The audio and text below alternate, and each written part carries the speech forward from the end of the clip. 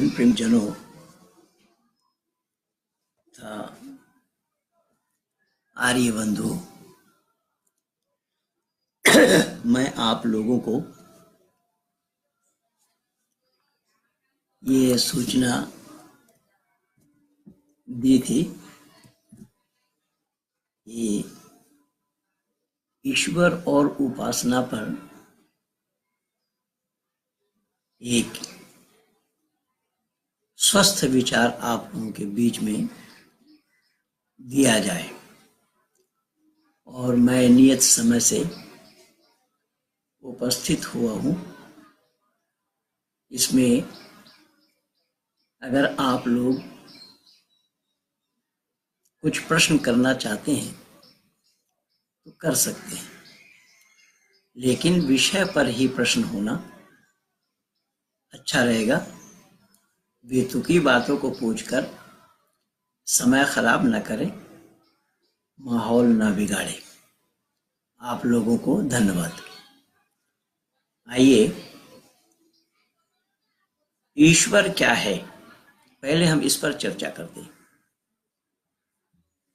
ईश्वर वो है जिनके जिम्मे में सृष्टि की रचना और उसकी स्थिति और प्रलय करने की जिम्मेदारी है। साथ ही साथ जो मानव मात्र के किए हुए कर्मों का फल देने वाले, मानव कर्म करने में स्वतंत्र है और फल भोगने में प्रतंत्र है। स्वतंत्र और प्रतंत्र का थोड़ा सा परिभाषा समझ लीजिए। स्वतंत्र के माने होता है, जैसा मैं सड़क चल रहा हूं और एक प्रज्ञाचक्षु व्यक्ति ये कह रहे हैं कि हमें कोई रास्ता पार करा दे। है कोई ऐसा व्यक्ति जो हमें रास्ता पार करा दे? तो उन प्रज्ञाचक्षु को रास्ता पार कराने में मैं स्वतंत्र हूं। किसी से हमें पूछने की आवश्यकता नहीं है, किसी से अनुमति लेने की आवश्यकता नहीं है, और उस व्यक्ति का हाथ पकड़ करके मैं सड़क पार करा दूं, उसमें मैं स्वतंत्र हूं। और प्रतंत्र, जैसा वही प्रज्ञाचक्षु एक दुकान में खड़ा है और कह रहा है कि हमें कोई एक बिस्कुट का पैकेट दुकान से दे दे। वहां पैसे की बात नहीं आई, और बिस्कुट के पैकेट दुकान से लेने के लिए पैसा चाहिए। अगर मैं उन्हें दान देता हूं, बिस्कुट के पैकेट खरीद करके उन्हें पकड़ाता हूं, तो उसमें भी मैं स्वतंत्र हूं। लेकिन दुकान से बिस्कुट का पैकेट उठाकर उस प्रज्ञाचक्षु को देने में मैं प्रतंत्र हूं। इसलिए ऋषि दयानंद ने बड़े ही सुंदर ढंग से इसका निष्कर्ष दिया है। आर्य समाज के जो 10 नियम लिखे हैं, वो 10वां नियम में कि सब मनुष्यों को सामाजिक सर्वहितकारी नियम पालने में स्वतंत्र रहना चाहिए और प्रत्येक हितकारी नियम में सब स्वतंत्र रहें। लेकिन आर्य समाज वालों ने इसको पलट दिया है, वो अलग बात है। तो स्वतंत्र और प्रतंत्र का परिभाषा ये है। इसलिए मानव कर्म करने में स्वतंत्र है और फल भोगने में प्रतंत्र। फल भोगने में प्रतंत्र की मानी है, फल हम अपने आप नहीं ले सकते। कि हमारा किया हुआ जो कर्म है, उस कर्म का फलदाता परमेश्वर है। हम अपने आप फल नहीं ले सकते। और उस कर्म का फल कब मिलेगा, यह भी बताया जाना मनुष्य के लिए संभव नहीं है। मनुष्य नहीं जानता, मनुष्य नहीं बता सकता कि किस कर्म का फल कब मिले, लेकिन अवश्य ही मिलेगा, उससे वो छुटकारा नहीं पा सकता। कई बार कई इस्लाम वालों के सवाल आते हैं, बेतुकी सवाल। एक ने कई बार कहा, 2-3 बार फोन आया उसका, कि पंडित जी आपने जो जामे अजहर से पढ़ करके आया, मौलाना जिसको आपने वैदिक धर्मी बनाया है, वो मरने के बाद क्या बनेगा? सवाल सुनिए फिर क्या पूछा, कि आपने जिसको वैदिक धर्मी बनाया, जो जामे अजहर से पढ़ करके आया मौलाना, वो मरने के बाद क्या बनेगा? अब देखिए, वो मरने के बाद क्या बनेगा ये औरों के लिए पूछ रहे हैं, लेकिन वो मरने के बाद क्या बनेगा उसको खुद को मालूम नहीं। तो ऐसे ही उटपटांग सवाल करते हैं लोग। उटपटांग का अर्थ तो आप लोग जानते ही होंगे, ऊंट पर टांग। ऊंट की शक्ल सूरत तो देखी भी होगी आप लोगों ने, और उस पर टांग रख दिया जाए तो ऐसे ही बेतुकी सवाल लोग करते हैं। तो यहां परमात्मा फल दाता है। फल हम अपने आप नहीं ले सकते कर्मों के। जो फल होगा वो परमात्मा के जिम्मे में है। कब देना है, कैसे देना है, क्या देना है, वो परमात्मा के जिम्मे में है, जिसका नाम ईश्वर है, जिसका नाम परमात्मा है। तो क्या परमात्मा फल देने में कटौती करते हैं? इसका जवाब है, सवाल ही पैदा नहीं होता। क्यों? कि अगर फल देने में परमात्मा कटौती करें तो परमात्मा की न्याय व्यवस्था चरमरा जाएगी। वो परमात्मा न्यायकारी नहीं कहला सकते।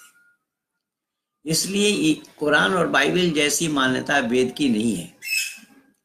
कुरान और बाइबल की मान्यता है, अल्लाह जिसको चाहता है देता है और बेतहाशा देता है। तो ये मान्यता वेद की नहीं है। वेद में सर्वथा इसको मना किया है। वेद में इस पर प्रतिबंध लगा है। वेद की मान्यता यह है, परमात्मा का विधान यह है कि कर्म तुम्हारे ऊपर निर्भर कर रहा है। तुम जैसा कर्म करोगे फल वैसा ही पाओगे। ना मैं ज्यादा दूंगा ना मैं कम दूंगा, पर इतना अवश्य ध्यान रखना,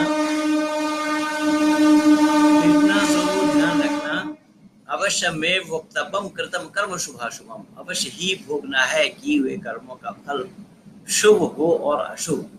अर्थात शुभ अशुभ कर्मों के फल को भोगने के लिए ही जीवात्मा धरती पर आता है। जीवात्मा धरती पर आता है, ये मत समझिएगा कि परमात्मा का अवतार होता है। जैसे कुछ लोगों की मान्यता यह है, कुछ लोग चिल्पो कर रहे हैं कि मोहम्मद कल की अवतार है। ये सब बेतुकी बातें हैं। अवतार लेने का काम जीवात्मा का है, जीवात्मा का अवतार होता है। अवतार शब्द का अर्थ होता है उतरना। तो जीवात्मा अपने कर्मों के फल को भोगने के लिए ही धरती पर आता है, क्योंकि धरती को छोड़ करके कर्म फल भोगने के लिए अलग कोई स्थान और नहीं है। लेकिन अल्लाह की मर्जी यह है कि इन्नल्लाह यर्ज़ुक़ु मन यशाअ बिग़ैरि हिसाब। अल्लाह ताला जिसको चाहते हैं बेहिसाब रोजी देते हैं। ये वेद की मान्यता नहीं है। इसीलिए ये इसमें याद रखना, ईश्वर और अल्लाह दोनों एक नहीं है। जो ये कहते हैं कि ईश्वर अल्लाह दोनों नाम एक है, वो सरासर गलत फहमी के शिकार हैं। उन्हें ईश्वर के बारे में कुछ भी जानकारी नहीं है, ईश्वर के बारे में वो जानते ही नहीं है। और ईश्वर को अल्लाह के साथ जोड़ना या अल्लाह के साथ मिलाना, ये बिल्कुल बेकार और फजूल की बातें हैं, अवैधिक बातें हैं, अमर्यादित बातें हैं। क्योंकि ऋषि व देवदयानंद ने एक शब्द में ही लिख कर धर दिया है आर्य समाज के दूसरा नियम में, कि वह परमात्मा अनुपम है। अनुपम की माने जिसकी उपमा ना दिया जावे, जिसकी उपमा दिया जाना संभव नहीं, जिसकी उपमा किसी से होना संभव नहीं। तो फिर ईश्वर की उपमा आप अल्लाह से क्यों और कैसे देंगे? अब कुछ लोग राम को ईश्वर का अवतार मानते हैं, ऐसा भी संभव नहीं है। पहली बात तो यह है कि ईश्वर अजन्मा है, ईश्वर को जन्म लेना नहीं पड़ता। तो ईश्वर को पाने के लिए ईश्वर को जानना बहुत जरूरी है। ईश्वर को जाने बिना ईश्वर का पाया जाना संभव नहीं है। यही कारण बना कि ईश्वर के जिम्मे में काम क्या है, फिर याद दिला रहा हूं मैं। सृष्टि की रचना करना, उसको इस स्थिति में लाना, इसका प्रलय कर देना और मानव मात्र को किए हुए कर्मों का फल देना। जो जैसा कर्म करेगा उसी हिसाब से उसको वैसा ही फल मिलेगा। परमात्मा ना किसी को ज्यादा देते हैं ना किसी को कम देते हैं। जो जितने के हकदार या अधिकारी हैं उनको उतना ही देते हैं, क्योंकि कम कर दे तो भी अन्याय, ज्यादा दे दे तो भी अन्याय। इसलिए परमात्मा न्यायकारी है। तो न्यायकारी होने के नाते परमात्मा के पास अन्याय नाम का कोई शब्द नहीं है। परमात्मा पर दोष लगे तो परमात्मा का होना संभव नहीं है। ऐसे ही दोष अनेक लोगों ने, अनेक मजहब वालों ने, अनेक मतांतर की पुस्तकों के माध्यम से परमात्मा पर दोष लगाया। जैसा कुर्बानी देने की प्रथा। कुर्बानी देने का हुक्म अल्लाह का है। कुर्बानी देने के लिए अल्लाह ने हुक्म दिया है।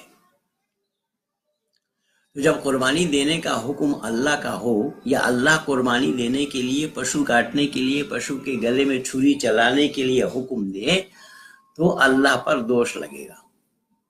दोष लगा है, लगेगा नहीं, लगा है। इसलिए अल्लाह का होना संभव है, परमात्मा का होना संभव नहीं, ईश्वर का होना संभव नहीं।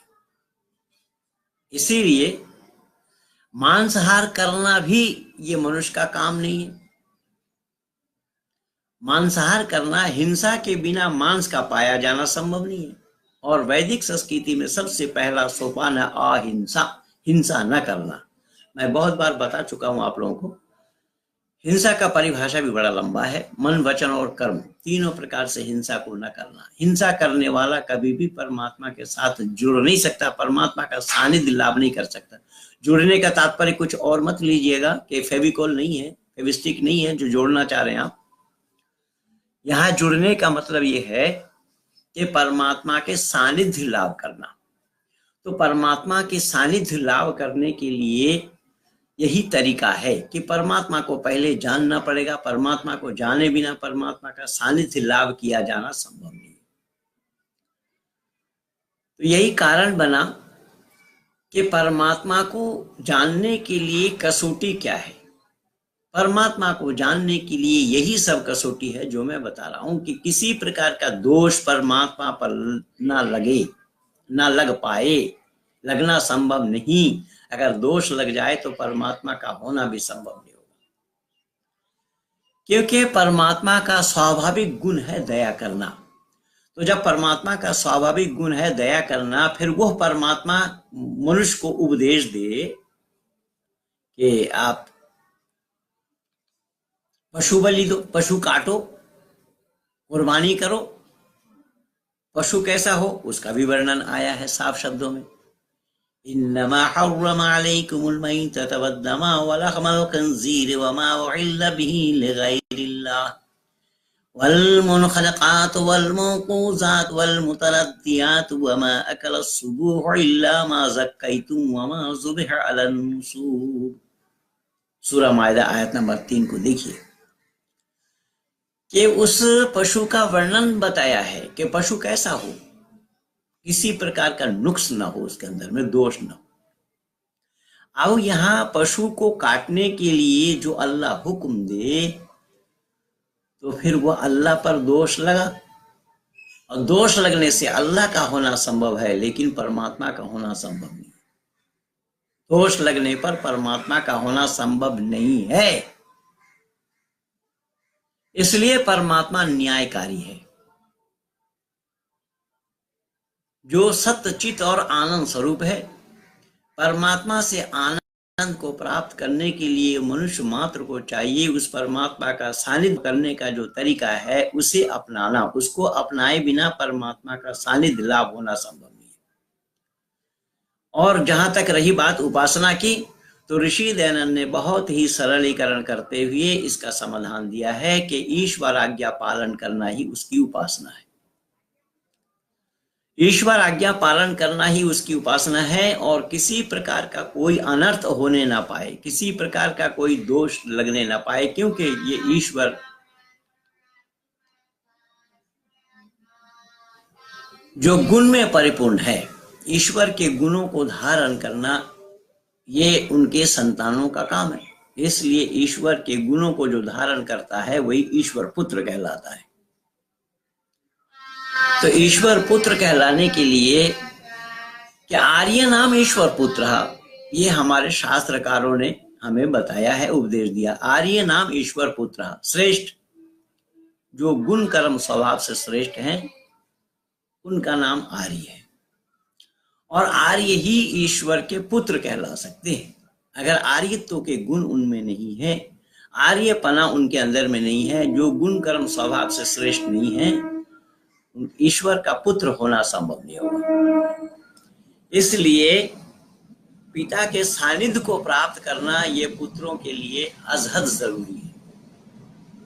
पिता के सानिध्य को लाभ करना ये मनुष्य मात्र के लिए परम कर्तव्य है। इसलिए मनुष्य जन्म से सब कोई आर्य है, अपने क्रियाकलापों के अनुसार ही वो अनार्य बनते हैं। जन्म से परमात्मा ने किसी को अनार्य नहीं बनाया है, और दुनिया में आने के बाद ही उसे आर्य बनने का उपदेश दिया है। कृण्वन्तो विश्वम आर्यम, वेद में यही आया है कि आर्य बनो, श्रेष्ठ बनो। तो श्रेष्ठ बनने के लिए आचरण किए बिना श्रेष्ठ का बनना संभव नहीं होगा। यहां केवल और केवल आचरण की बात है। श्रेष्ठ बनना पड़ेगा। कोई श्रेष्ठ मां के उदर से बन करके नहीं आता, दुनिया में आकर के बनना पड़ता है। अब जो श्रेष्ठ नहीं बनता है उसका नाम निकृष्ट है, क्योंकि पक्ष दो हैं, एक आर्य है, दूसरा अनार्य है। निकृष्ट उसको बताया है।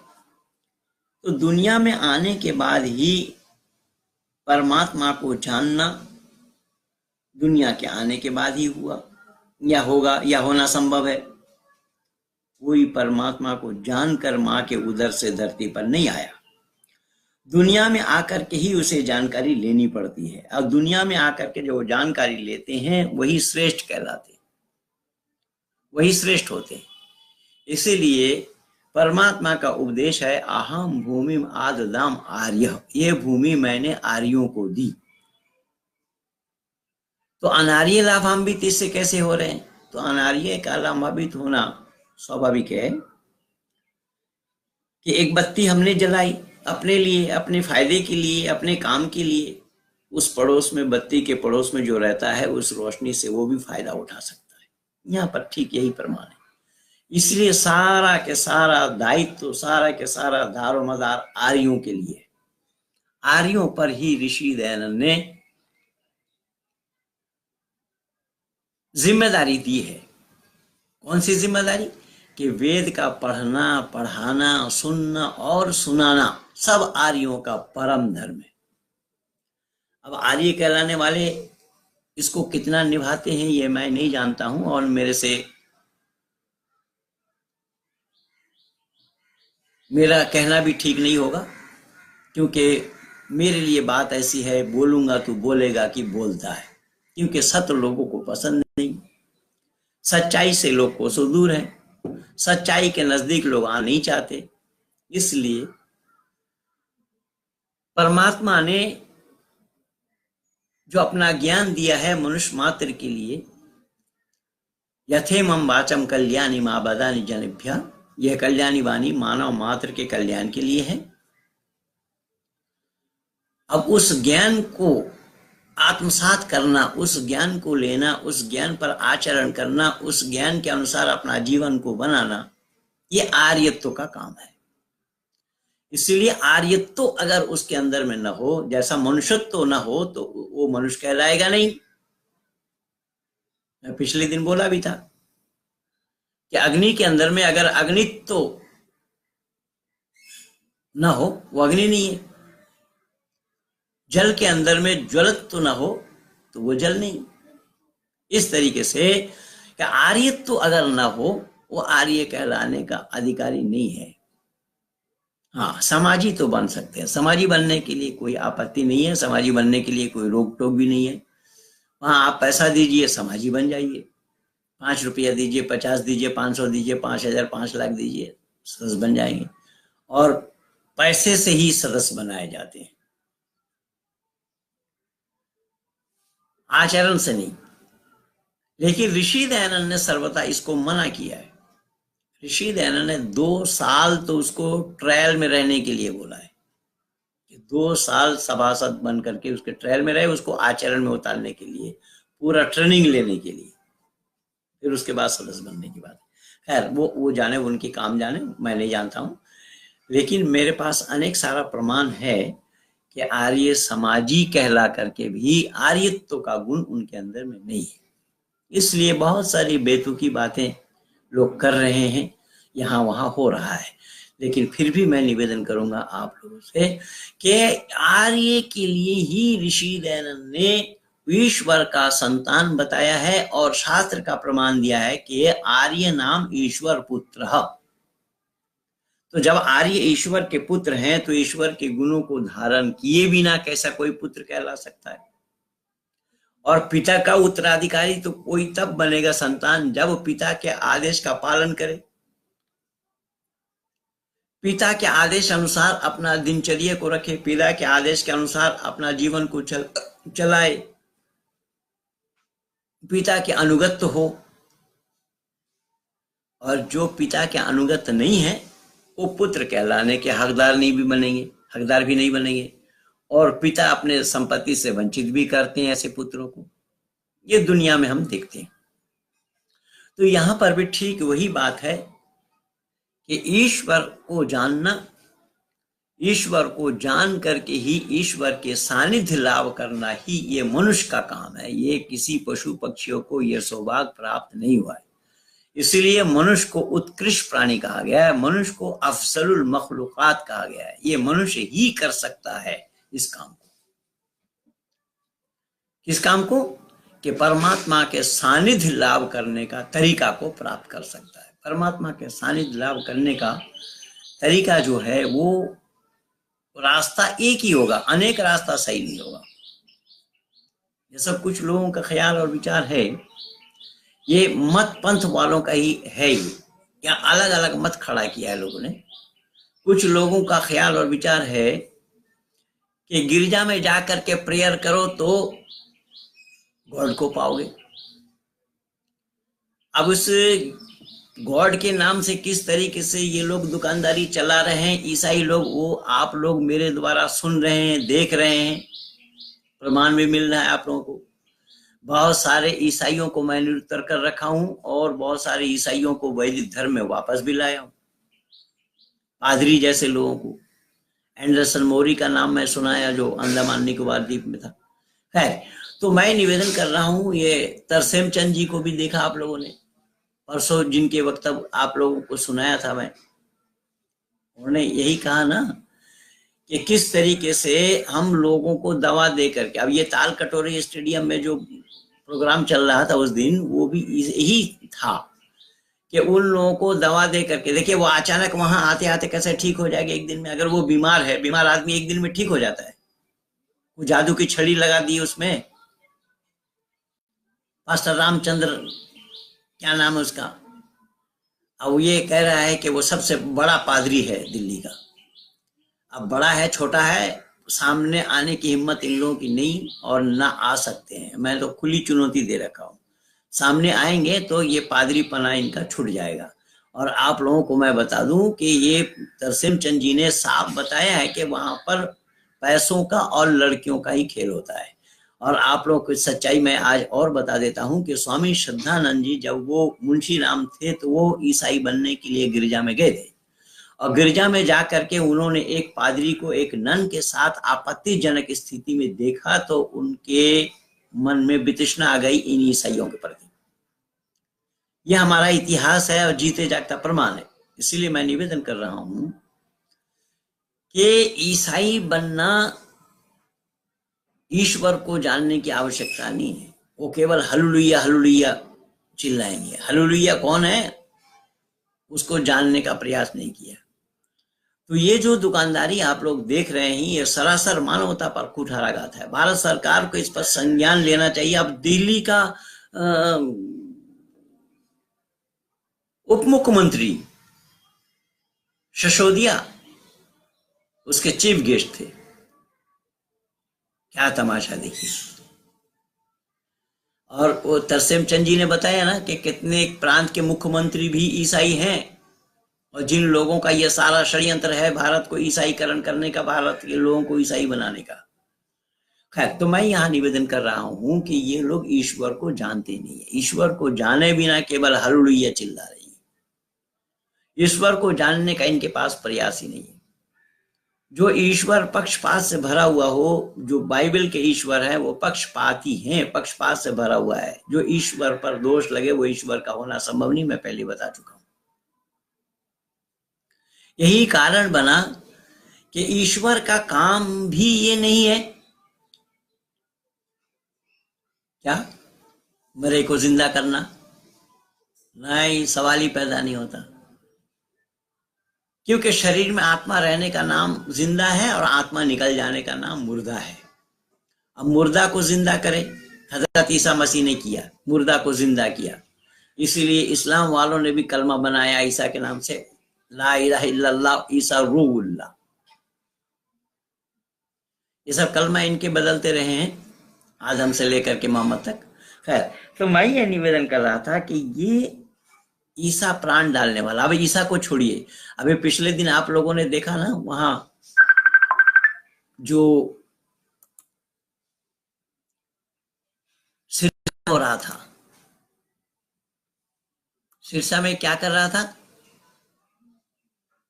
उसने, जो राम रहीम गुरमीत, उसने एक मुर्दा को जिंदा किया। वहां दिखाया गया था, दूरदर्शन में भी, टीवी में दिखाया जा रहा था। तो ये जो काम है ये काम मनुष्य का नहीं है, कि जन्म मृत्यु जाति आयु भोग ये सब परमात्मा के जिम्मे में है। जाति के माने ये मत समझना कि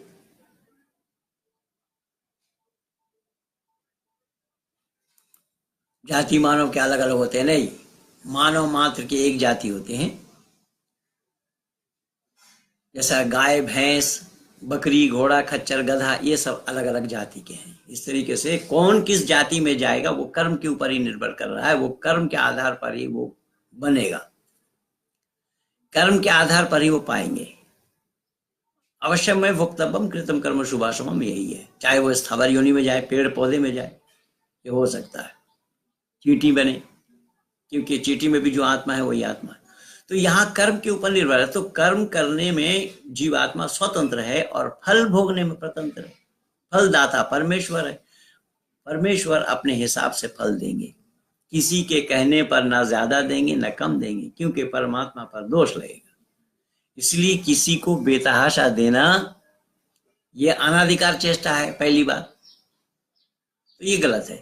तो ईश्वर के सानिध्य को प्राप्त करने के लिए रास्ता एक है। इसलिए वेद मुकद्दस में परमात्मा का उपदेश यही आया, नाना पंथा विदते आयना, कि अनेक रास्ता सही नहीं है, सही और सच्चा रास्ता केवल एक है।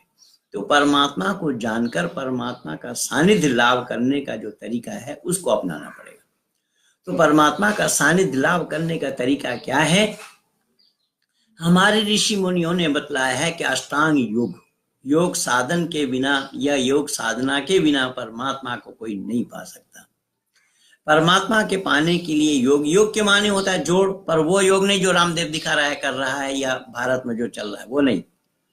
यहाँ योगश चित्ती वित्ती निरोधा बतला है। वहां उछल कूद नहीं है, हाथ पांव हिलाने का, नाक कान हिलाने का, हाथ हिलाने का नहीं है। या आंख में उंगली का दबाव डाल करके सांस अंदर लेने का बाहर छोड़ने का ये नहीं है। एक तरफ से नाक को रोक करके, सांस रोक करके एक तरफ से अंदर लो और दूसरी ओर दबा करके बाहर छोड़ो, ये नहीं है। ये सब बिल्कुल अवैधिक है। ऋषि दयानंद ने भी मना किया इसे। तो कहने का तात्पर्य मेरा ये है कि वो जो योग बताया गया है कि जिसमें यम, नियम, आसन, प्राणायाम, प्रत्याहार, धारणा, ध्यान और समाधि, ये 8 अंग हैं। इन 8 अंगों को पाए बिना कोई परमात्मा का सानिध्य लाभ नहीं कर सकता। सबसे पहले शब्द आया वहां पर यम और नियम। तो यम में क्या है कि यम में 5 बातें हैं, अहिंसा, सतस्ते, ब्रह्मचर्य, अपरिग्रह। और नियम में भी 5 बातें हैं, शौच, श्रद्धा, तप, संतोष, ईश्वर, प्रणिधान। अब यहां सबसे पहला सोपान आया अहिंसा, हिंसा ना करना, क्योंकि हिंसा करने वाला कभी भी परमात्मा को नहीं पा सकता। अब यहाँ क्या बताया जा रहा है? यहाँ बताया जा रहा है कुर्बानी करो तो अल्लाह को पाओगे। देखिए मान्यता अलग हुई कि नहीं हुई? तो एक तरफ तो एक अल्लाह पशु के गले में छुरी चलाने का हुक्म मुसलमानों को दे, और एक तरफ परमात्मा मनुष्य मात्र को, परमात्मा के पास हिंदू, मुस्लिम और आर्य समाजी और गैर सनातनी या सनातनी नहीं है, परमात्मा मनुष्य मात्र के लिए कहा है कि अहिंसा, हिंसा करने वाला कभी भी परमात्मा को नहीं पा सकता, चाहे तुम आर्य समाजी हो या ना हो। आर्य समाजी तुम अगर हिंसा कर रहे हो तो भी तुम परमात्मा का सानिध्य लाभ नहीं कर सकते। परमात्मा का सानिध्य लाभ करने के लिए, परमात्मा के खुशनुदी को पाने के लिए अहिंसा सबसे पहला सोपान है। अहिंसा सबसे पहले जरूरी है। अहिंसा कोई मन, वचन और कर्म से हिंसा न करना, क्योंकि हिंसा करने वाला परमात्मा को नहीं पा सकता। दूसरा शब्द आया सत्य। अब जो सत्य को नहीं अपनाता वो भी परमात्मा को नहीं पा सकता। यहाँ परमात्मा को पाने के लिए, यानी परमात्मा के सानिध्य लाभ करने के, पाने के मतलब ये मत समझना कि वो कहीं खोया हुआ है जो पाना चाहते हैं, नहीं, उसके सानिध्य लाभ करना। उसके सानिध्य लाभ करने के लिए सत्य को अपनाना पड़ेगा। सत्य को बिना अपनाए परमात्मा का पाया जाना संभव नहीं है, अर्थात परमात्मा का सानिध्य लाभ करना संभव नहीं है। फिर मैं पाया जाना बोल दिया। पाया जाने का मतलब ये नहीं कोई दूरत्व होगा तो पाया जाएंगे, या ज्ञान की दूरी होगी तो, इसीलिए वेद में ढूंढना मना लिखा है। तज्जति तन्नजति तद्दूरे तद्वंती के बताया है कि परमात्मा को ज्ञानी लोग कभी ढूंढते नहीं है, अज्ञानी ही ढूंढते। ढूंढने वाले को परमात्मा ने यहाँ उपदेश दिया अज्ञानी है।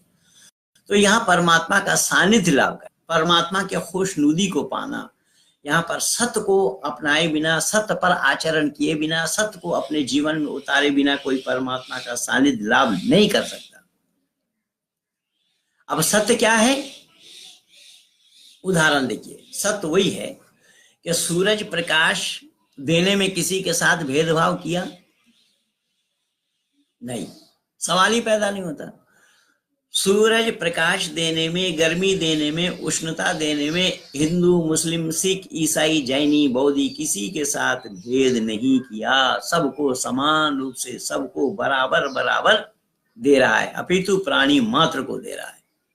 क्योंकि प्राणी मात्र को सूरज की रोशनी चाहिए, सूरज की उष्णता चाहिए। सूरज की रोशनी के बगैर मानव जीवन सफल नहीं हो सकता, पेड़ पौधे भी अपने जीवन को सफल नहीं बना सकते।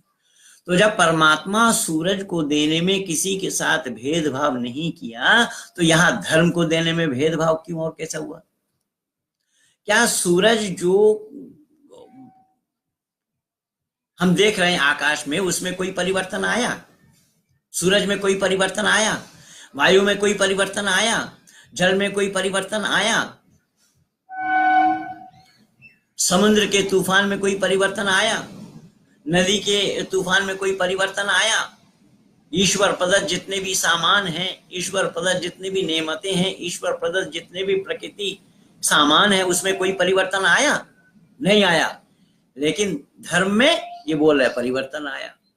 ईसाई कह रहे हमारा धर्म है, इस्लाम कह रहे हमारा धर्म है, जैनी कह रहे हमारा धर्म है, बौद्धिस्ट कह रहे हमारा धर्म है। ये कहते कहते अभी तरुण सागर जी कल चले गए, काफी दिन की बीमार के बाद। जो परमात्मा को जाना ही नहीं, परमात्मा को माना भी नहीं, जानना तो नहीं और माना भी नहीं, जो जैनियों ने परमात्मा को नहीं माना।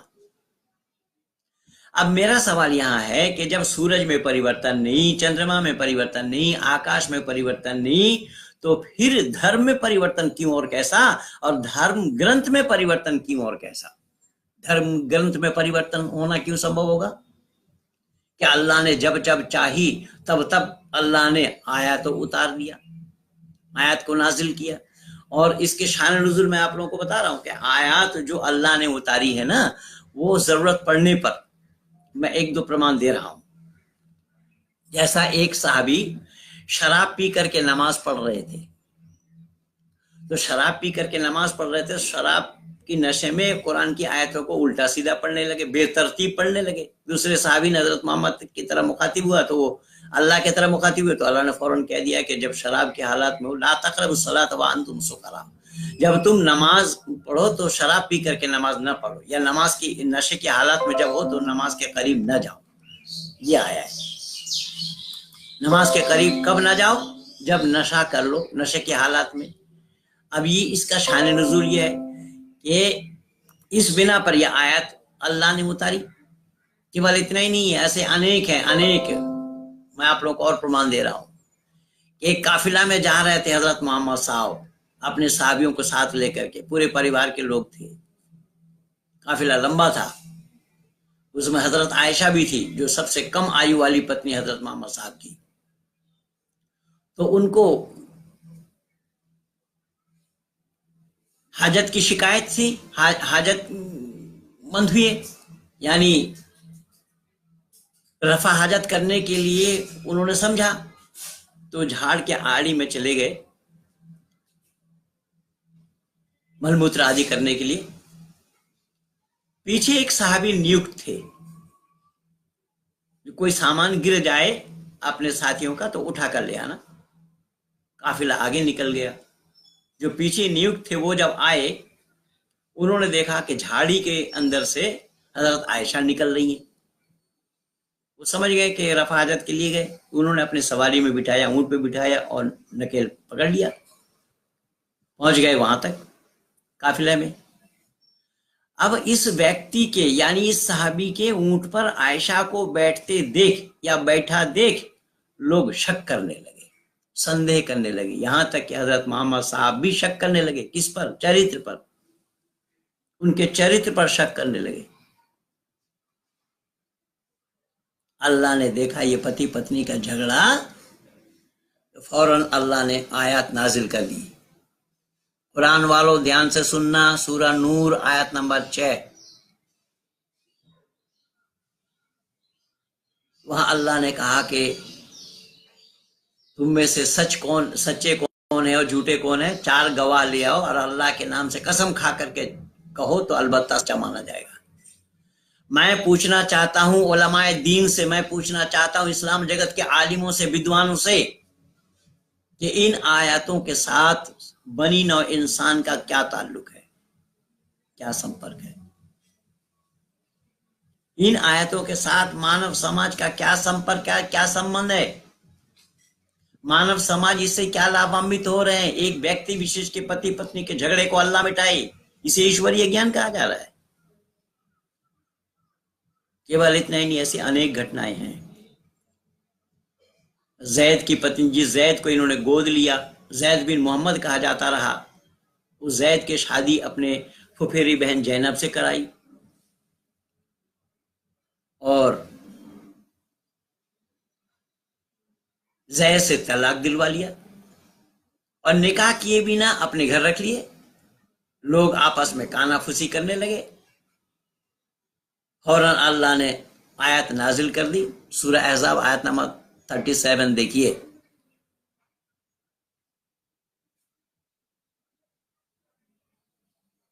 और अल्लाह ने यहां साफ कहा मोहम्मद से कि तुम अपने दिल में जो बात छुपा कर रखे थे, छुपाना चाहते थे, लोगों से डर रहे थे, मैं उसको खोलना चाहा। अब मैं इस्लाम जगत वालों से पूछता हूं, उलमाए दीन से पूछता हूं कि हजरत मोहम्मद साहब अपने मन में कौन सी बात छुपा कर रखे थे भाई? क्या कौन सी बात थी वो जो लोक लाज से भी डर रहे थे? और डरता कौन कब है? जब कोई गलत काम करता है तब डरता है।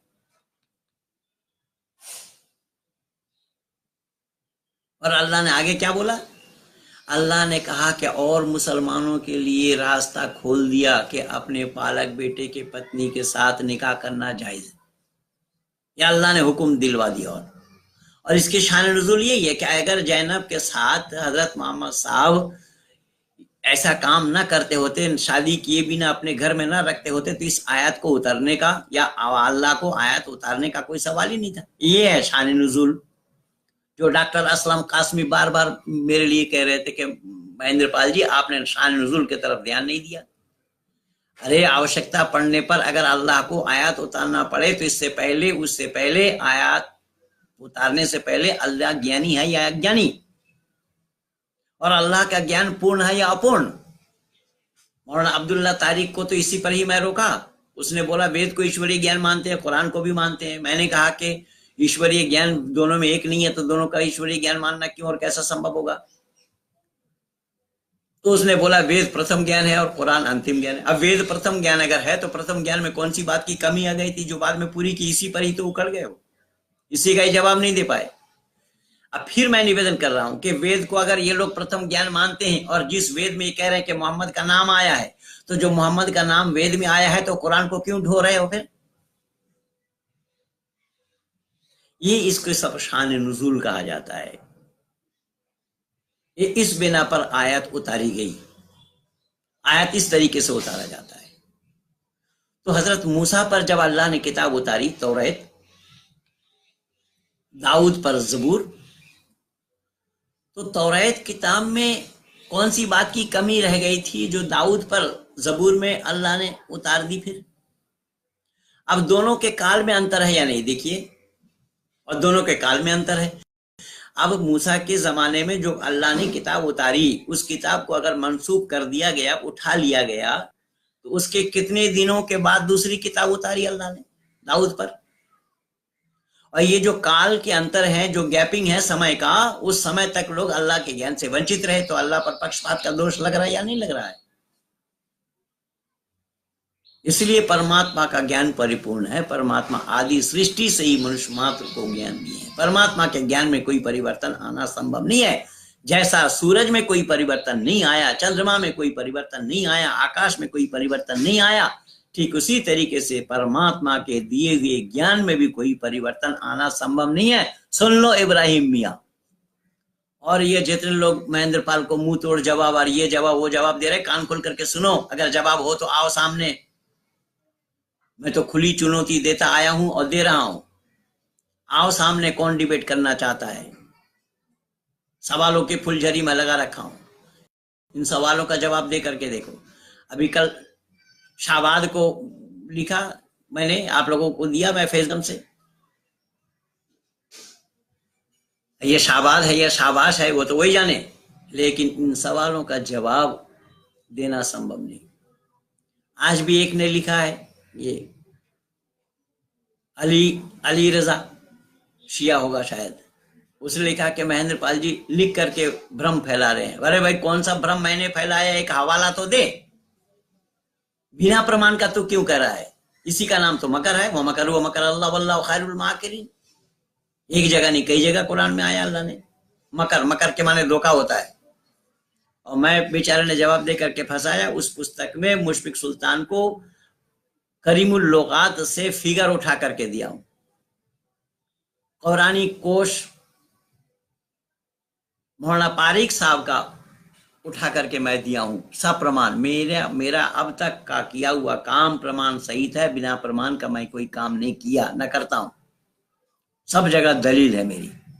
तो मैंने यहां निवेदन किया कि सूरज में परिवर्तन नहीं, चंद्रमा में परिवर्तन नहीं, आकाश में परिवर्तन नहीं, पर प्रकृति परिवर्तनशील है। ऐसा बीज डालिए, बीज से पौधा, पेड़, दरख्त, लकड़ी काटेंगे, बुरादा, तख्ता, तख्ती जलाएंगे, धुआं, कोयला, राख, ये प्रकृति में परिवर्तन होगा। लेकिन सूरज में कोई परिवर्तन नहीं।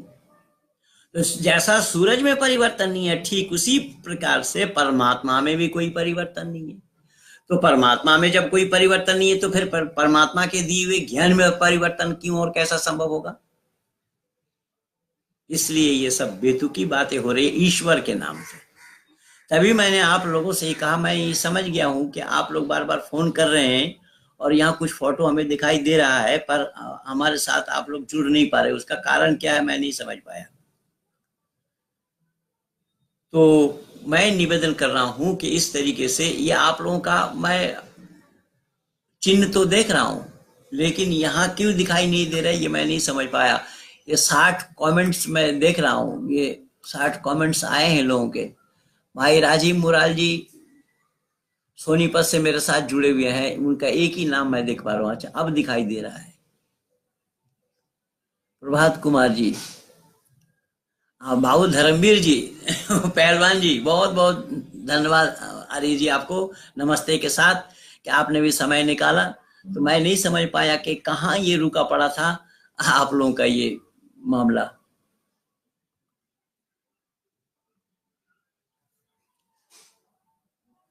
सैफुल इस्लाम काजी, कितने बार तुम निरुत्तर हो गए फिर भी आए सामने। क्या बात, क्या लिखते हो तुम? ये पंडित ईश्वर को मानता ही नहीं। अरे हम ईश्वर को मानते ही नहीं, तुम जानते ही नहीं हो गधे। तुम गधे हो, गधे गधे। काय का काजी हो तुम? ईश्वर का तो मैं हवाला दे रहा हूं, आओ ना, इसका प्रमाण है, इसका जवाब है तो सामने आकर के क्यों नहीं डिबेट कर लेते हो? सैफुल इस्लाम काजी ये तो लिखा है बंगला में, और मानते नहीं है। चाहे खुद अपने मुंह से बोला है स्वर्ग नरक कुछ नहीं होता। अरे स्वर्ग नरक कुछ नहीं होता क्या? स्वर्ग माने सुख है, नरक के माने दुख है। होता कैसे नहीं है बे? पर मरने के बाद नहीं होता गधे। मरने के बाद देख करके आया है तेरे खानदान में कोई कि मरने के बाद कहां जन्नत है और कहां जहन्नुम है? हूर और गलमान के चक्कर में फिर रहे हो। ईश्वर अपने मुंह से कहा कि स्वर्ग और नरक नहीं, क्योंकि उसका मुंह ही नहीं है। उसका कहने का मतलब है ईश्वर होता ही नहीं है। उल्लू के पट्टे हो तुम। अब तक सारा प्रमाण मेरा ईश्वर पर ही है, इसलिए मैं बोला कि बेतुकी सवाल मत करो। बेतुकी सवाल करोगे बेतुकी जवाब दूंगा। ये मत समझना कि मैं दुनिया से बाहर हूं। जिस दाल चावल खा करके तुम पल रहे हो, मैं भी वही दाल चावल खा करके पल रहा हूं। जिस वायु से तुम सांस ले रहे हो, मैं भी उसी वायु में सांस ले रहा हूं। इसलिए बदतमीजी मत करो। बदतमीजी करोगे मैं भी बदतमीजी करना जानता हूं। इसलिए होश में आओ, जो मैं बोल रहा हूं उसको सुनो समझो, क्योंकि समझदारी तो तुमने गिरवी रख रखा है इस्लाम के पास। उस समझदारी को छुड़ाओ पहले। अकल को बंधक दे रखा है तुम लोगों ने। नमस्ते गुरुजी, मैं पूछना चाहता हूं कि क्या मरियम का किस्सा कुरान और बाइबल में एक सा है? जी हाँ, मिलता जुलता है। ये भरत कुमार जी पूछ रहे हैं। मरियम का किस्सा कुरान और बाइबल में एक सा है। और कुरान में तो यहाँ तक कहा मरियम नहा रही थी, फिर अल्लाह ने हुक्म दिया पेड़ के आड़ में जाओ। पेड़ के आड़ में जा करके नहा रही थी, वहां जिब्राइल गया। जिब्राइल को देख करके वो डरी और वो बताई कि तुम तो ऐसे नहीं हो। वो सोची कि मेरी इज्जत लूटने के लिए आया है ये। तो फिर उसने बोला कि नहीं, मैं तुझे संदेशा देने के लिए आया हूँ, तेरे पेट में बच्चा होने वाला है। और फिर मरियम कह रही क़ालत रब्बी अन्ना यकूनु ली वलदुन वलम यमससनी बशर, कि कोई पुरुष मेरे शरीर में हाथ तक नहीं लगाया, मैं कुमारी हूँ, मेरे पेट में बच्चा। ये तो असंभव बात है। अल्लाह ने कहा असंभव नाम का कोई शब्द यहाँ नहीं है। अल्लाह केवल कह देते कुन हो जा, फयकुन, बस हो जाता है। और ये मुन्ना भाई, एमबीबीएस मुन्ना भाई जाकिर नाइक इसको सत्य मान रहा है, मेडिकल साइंस पढ़ा बता रहा है। मैं तो कहा हूं, बोला हूं कि वो मेडिकल साइंस को जानता ही नहीं है। मेडिकल साइंस को तो छोड़ करके आ गया, उसने पढ़ाई पूरी नहीं की। सभी लोगों ने नमस्ते लिखा है। राठौर जी भी नमस्ते लिखते हैं। नमस्कार गुरुवर। दस्यु कौन होते हैं? दस्यु जो अनारी होते हैं वो दस्यु होते हैं।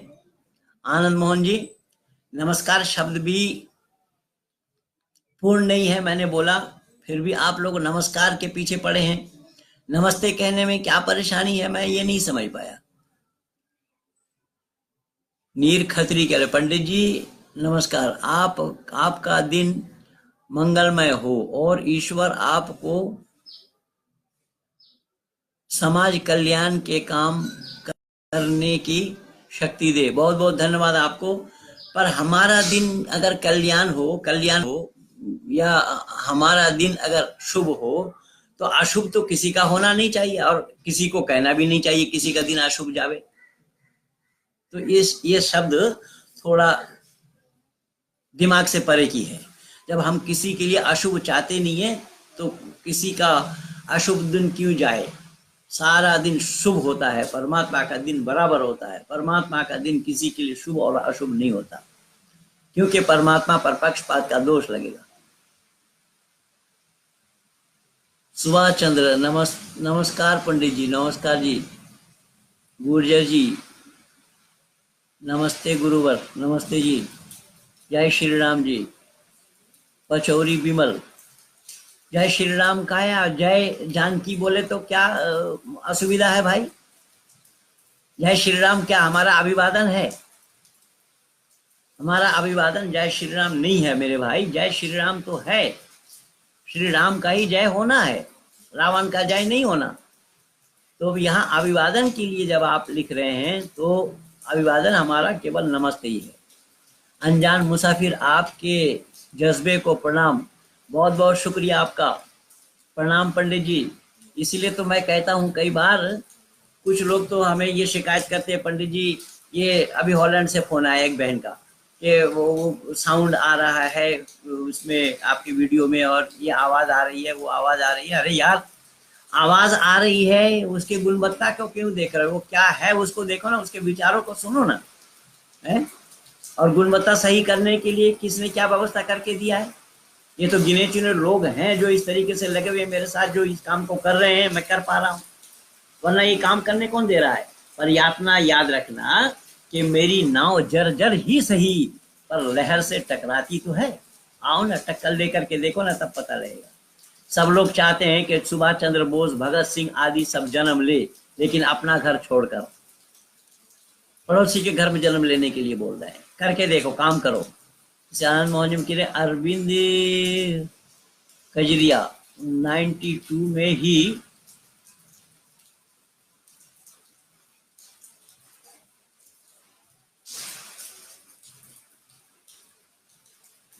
तिरस्कार संस्था से जुड़ा हुआ था। जुड़े कहीं कुछ जुड़े, क्या करेंगे उसमें?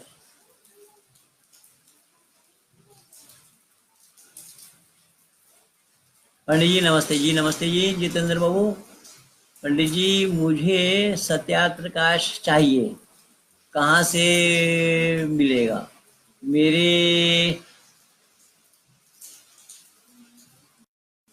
मेरे धार,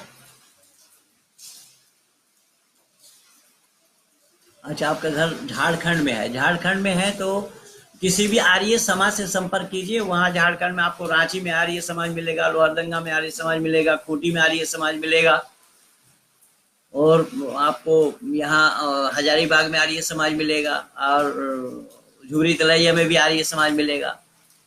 जहाँ आर्य समाज है वहाँ जाकर के संपर्क कीजिए। आर्य समाज से ही सत्ता प्रकाश आप प्राप्त कर सकते हैं।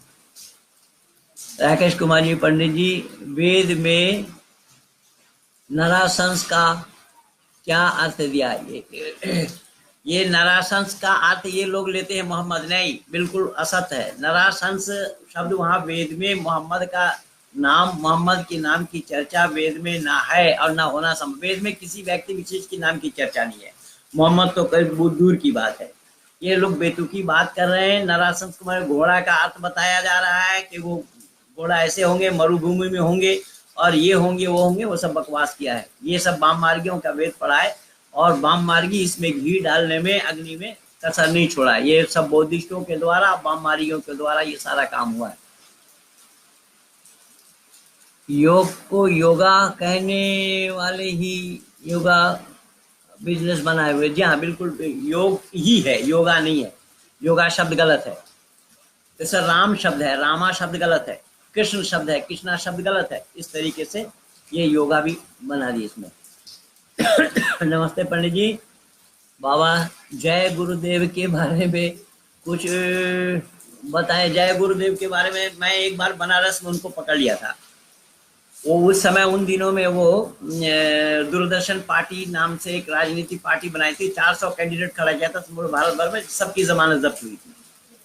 मैंने उससे पूछा कि भाई आप ये बताइए कि जय गुरुदेव नाम परमात्मा का, और आप जय गुरुदेव हैं। अगर आप परमात्मा हैं तो मैं बताता हूँ, आपसे पूछता हूँ कि जो हमारे परमात्मा है, परमात्मा ने अपने सृष्टि की रचना में मक्खी और मच्छर को भी रखा है, तो आप मक्खी या मच्छर का एक टांग बना करके दिखाएं, और इसके 14 खानदान मिल करके नहीं बना सकते। और कानपुर के फूलबाग में इनके ऊपर बड़ी चप्पलें पड़ी, जूते पड़े भाई। गुरु जी नमस्ते। नमस्ते जी। सोम कुमार जी क्या लिख रहे हैं? Mohammad was most character. खैर वो तो मैं नहीं कह सकता हूँ, आप ही जाने, आपका काम जाने। शायद मेरे ख्याल से इसीलिए आपको ब्लॉक कर देते लोग, आप ऐसा लिखेंगे तो ब्लॉक करेंगे ही। तो जितना समय मैं दिया था वो समय बिल्कुल पूरा होने वाला है। मैं थोड़ा बहुत चिंतन आप लोगों को दिया परमात्मा के बारे में, और उपासना के बारे में केवल इतना ही कहा, ईश्वर आज्ञा का पालन करना ही उसकी उपासना है। और उपासना करने का सौभाग्य मनुष्य को प्राप्त हुआ है। किसी जीव जंतु को उपासना करते हुए आप नहीं देखेंगे, और ना जीव जंतु का उपासना किया जाना, करना पाना संभव है। इसलिए मनुष्य उत्कृष्ट है। मनुष्य को उत्कृष्ट प्राणी होने का, बनने का कारण यही बना। और मनुष्य उत्कृष्ट होकर के अगर निकृष्ट वाला काम करे तो वो मनुष्य कहलाने का हकदार नहीं है, मनुष्य कहलाने का अधिकारी नहीं है। कि मनुष्य दूसरे मनुष्य को कत्ल कर रहा है, जो ये आतंकवादी, अब कल भी हमारे यहाँ कश्मीर में घाटी में 3 आतंकवादी मारे गए। तो इस तरीके से आतंकवाद को मचाना, मनुष्य को कत्ल करना, मनुष्य के धर्म के नाम से मनुष्य को एक दूसरे को कत्ल करना, सब मानवता विरोधी बातें हैं, मानवता विरोधी कार्य है। ये काम मनुष्य का नहीं है। इसीलिए मैंने निवेदन किया और बताया कि परमात्मा के सानिध्य को लाभ किए बिना परमात्मा का जाना जाना संभव नहीं, और धर्म को जाना जाना भी संभव नहीं। इसीलिए मैं अंतिम में इतना बोल रहा हूँ कि जब हज़रत दाऊद पर अल्लाह ने किताब नाजिल की, तो फिर उसके बाद ईसा के ऊपर नाजिल किया। और ईसा के और दाऊद के काल में कितना अंतर था, और उस किताब में कौन सी कमी रह गई थी जो तीसरी किताब अल्लाह को भेजनी पड़ी, और चौथी किताब मोहम्मद के ऊपर दिया। और अल्लाह ने यहाँ कह दिया, इब्राहिम मियाँ कह रहे, इब्राहिम मियाँ सुन लो कान खोल कर, कि नहनु नज़्ज़लना ज़िक्र व इन्ना लहू लहाफ़िज़ून। अल्लाह ने कुरान में जिक्र फरमाया कि इसका नाजिल करने वाला मैं हूँ और इसका हिफाजत करने वाला मैं हूँ। तो क्या इससे पहले जो अल्लाह की किताब थी उसका हिफाजत करना अल्लाह भूल चुके थे, या अल्लाह ये नहीं जान पाए थे पहले से कि इस किताब में मिलावट हुआ संभव है, या हमको बदलना पड़ेगा? ये जानते थे कि नहीं अल्लाह? तो अल्लाह का ज्ञान पूर्ण है या अपूर्ण है? जैसे मैं बोला कि सूरज में कोई तब्दीली नहीं आई, चंद्रमा में कोई तब्दीली नहीं आई, आकाश में कोई परिवर्तन नहीं आया, तो अल्लाह के दिए हुए ज्ञान में परिवर्तन अल्लाह को लाना क्यों पड़ा? इसीलिए ये कलामुल्लाह नहीं है। कोई भी मजहबी पुस्तक ईश्वरीय ज्ञान का होना संभव नहीं है। ईश्वरीय ज्ञान सिर्फ और सिर्फ वेद ही है, जो मनुष्य मात्र के लिए है। यथेमं वाचम कल्याणी माँ बदाली जरभ्या है, कल्याणी वाणी मानव मात्र के कल्याण के लिए है। इन्हीं शब्दों के साथ जितने लोग मेरे साथ जुड़े हुए थे, आप सब लोगों का मैं शुक्रिया अदा करता हूँ। सबको नमस्ते के साथ अभिवादन स्वीकार करता हूँ और अपने आप में अभिवादन करता हूँ। आप लोगों को भी नमस्ते करता हूँ, और मैं यही इच्छा व्यक्त कर रहा हूँ कि आप लोग ज़्यादा से ज़्यादा मेरे इस वीडियो को सब्सक्राइब कीजिए, लाइक कीजिए, शेयर कीजिए, औरों तक पहुँचाइए, कि जिससे कि ज़्यादा से ज़्यादा लोग हम लोगों के साथ जुड़ पाएँ और इस सत्यता को जाने। सत्य क्या है, सत्य कहाँ है, सत्य किनके पास है? इस सत्य को जाने बिना मानव समाज का कल्याण होना संभव नहीं होगा। इसीलिए अहिंसा के बाद सत्य शब्द आया है। सत्य को जानना बहुत जरूरी है, और सत्य का जानना यह मनुष्य के लिए कर्तव्य है। बाकी बातें अगले सप्ताह करेंगे। इन्हीं शब्दों के साथ आप सब लोगों को बहुत बहुत धन्यवाद।